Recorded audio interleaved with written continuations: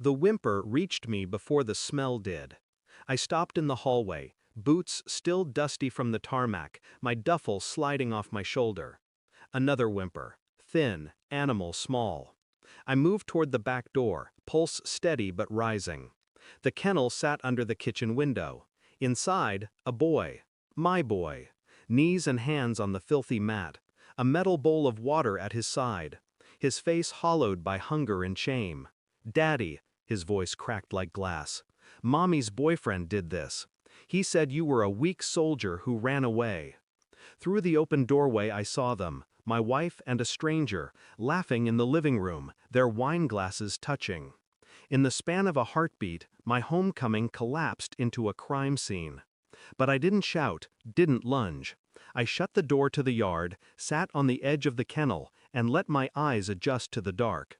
Inside me something cold began to take shape. Not rage yet, architecture. A blueprint of the reckoning to come. I'd known the distance was growing between us, calls unanswered, letters thin. Her voice clipped on the rare nights she picked up. But betrayal has its own smell. You don't notice it until it's in your lungs.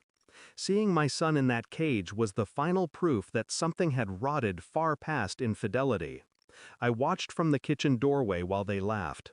Her face tilted toward his like she used to tilt toward mine. Their bodies close enough to be conspirators. I didn't storm in. I took my son upstairs, ran the bath, wrapped him in a blanket. He fell asleep against my chest, whispering apologies that weren't his to give. While he slept, I sat at the desk with my phone. Pulled records, checked bank statements. Old habits from deployment. Intel before action. I wasn't just a soldier, I was trained to notice. And she had left a trail. Weeks passed in a strange theater of politeness. I moved through my own home like an embedded operative. Breakfasts at the table, school drop-offs, nods at her boyfriend when he visited, as though nothing had cracked open inside me. Behind that mask, I built my case. Hidden cameras, cloud backups, copies of their messages. A friend in CID ran a quiet background on him. Domestic incidents sealed but not erased. Debts to people you don't cross. I sent hair from my son's comb for testing.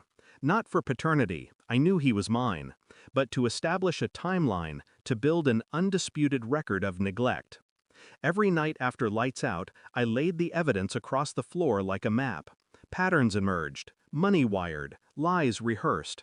A plan to move out of state with my son listed as dependent on a false guardianship form. I said nothing. Silence is a weapon. It sharpens itself. The last piece arrived in an email at dawn, a high-resolution video from my own camera.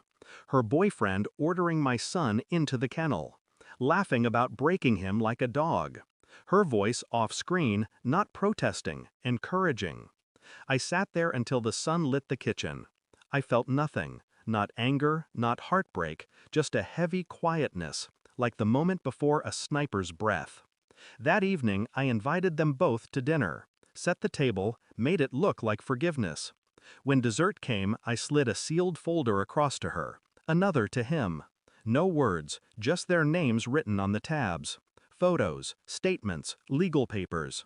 Her face went pale, his went red. They tried to speak over each other. I didn't blink. I told them calmly, like briefing a unit.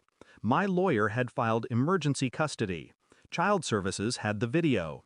His outstanding warrants were already flagged, an arrest inevitable the moment he left my driveway. Her bank accounts were frozen pending investigation for conspiracy to endanger a minor.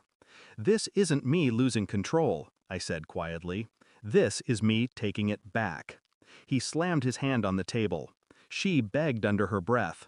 I stood, collected my son from upstairs, and walked to the door. Don't come near us again, I said without turning. Next time you see me, it will be in court. The silence behind me felt heavier than any battlefield. It's been 6 months.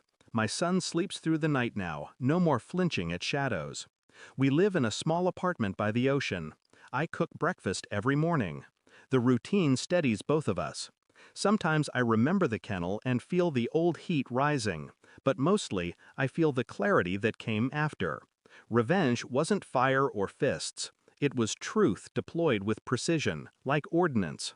No screaming, no weapons, just exposure. I don't know where she lives now. Her boyfriend is serving time. Neither of them will hold power over my son again. When people ask why I seem so calm, I give them the only answer that's honest. I've already fought my war. And I won it without a single shot fired. I didn't need to kill them. I only needed them to live long enough to watch the life they built collapse under the weight of their own cruelty. Thanks for watching. Don't forget to like, share, and comment. Subscribe now to Cheating Stories Insight World for more amazing stories.